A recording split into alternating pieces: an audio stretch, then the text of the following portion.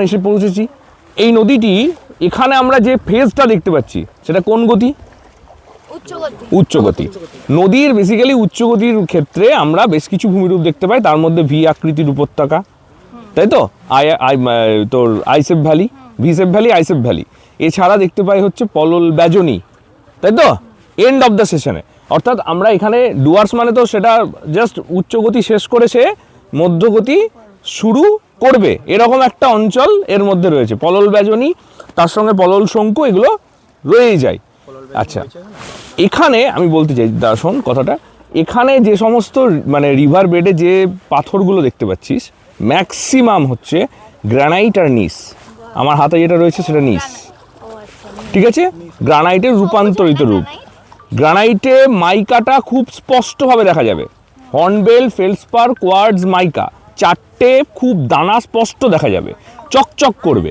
আচ্ছা, নদীর উচ্চগতিতে যে কাজটা প্রধান হয় সেটা কি কাজ? ক্ষয় কাজ। তাহলে ক্ষয় কাজ হলে এই পাথরটা কি হবে? ক্ষয়প্রাপ্ত হবে। পাথর ক্ষয় হলে কি তৈরি হবে? সেডিমেন্ট তৈরি হবে, পলি, তাই তো।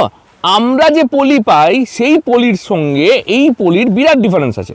ভালো করে নদীর তলদেশের অংশ দেখ, কাদা কাদা সরু সাদা বালির মতো হয়ে রয়েছে, এটা হচ্ছে সেডিমেন্ট বা পলি। বুঝতে পারলি আমার কথাটা? হচ্ছে এই রিভারটা তৈরি করলো কিভাবে? এই ফ্লোয়িং অফ ওয়াটার। হপকিন্সের ষষ্ঠ ঘাতের সূত্রের কথা একবার মনে কর। নদীর গতি যদি দ্বিগুণ বৃদ্ধি পায় তাহলে বহন ক্ষমতা 2⁶, অর্থাৎ 64 গুণ বৃদ্ধি পায়, ঠিক আছে। অর্থাৎ এই গতিটা অটোমেটিক্যালি দ্বিগুণ বৃদ্ধি পাবে কিসের জন্য? ঢালের পরিবর্তনের জন্য। ঢালটা কি করে পাচ্ছে না? পার্বত্য অঞ্চলে রয়েছে বলে। আমি যদি খুব মানে ভুল না করি, এই সোজা হাঁটতে হাঁটতে যদি অনেকটা হেঁটে চলে যেতে পারি, তাহলে আমি রিভার বেডের ওখানে দেখতে পাবো ভিসেপ ভ্যালি, আইসেপ ভ্যালি, এগুলোও দেখতে পাবো। বুঝতে পেরেছিস? এবং মানে গিরিখাত ক্যানিয়ন যেগুলো রয়েছে সেগুলো দেখতে পাবো। নদীর এখানে গতিটা কেমন? যথেষ্ট বেশি। কিন্তু নদীর ডেনসিটি কেমন, ঘনত্ব কেমন, বা নদীর গভীরতা কেমন? অনেক কম। আমাদের সমভূমি অঞ্চলে যখন আমরা দেখতে পাই তখন নদীতে পার হওয়া যাবে না হেঁটে। এখানেও কিন্তু পার হওয়া যাচ্ছে না। কেন পার হওয়া যাচ্ছে না? পার হতে গিয়ে অসুবিধাটা কোথায় সৃষ্টি করছে? পাথরের ওপরের পিচ্ছিল অবস্থা আর নদীর বেগ। একটু আগিয়ে গেলে দাঁড়াতে পারবি না, জলের ফ্লো এতটাই বেশি।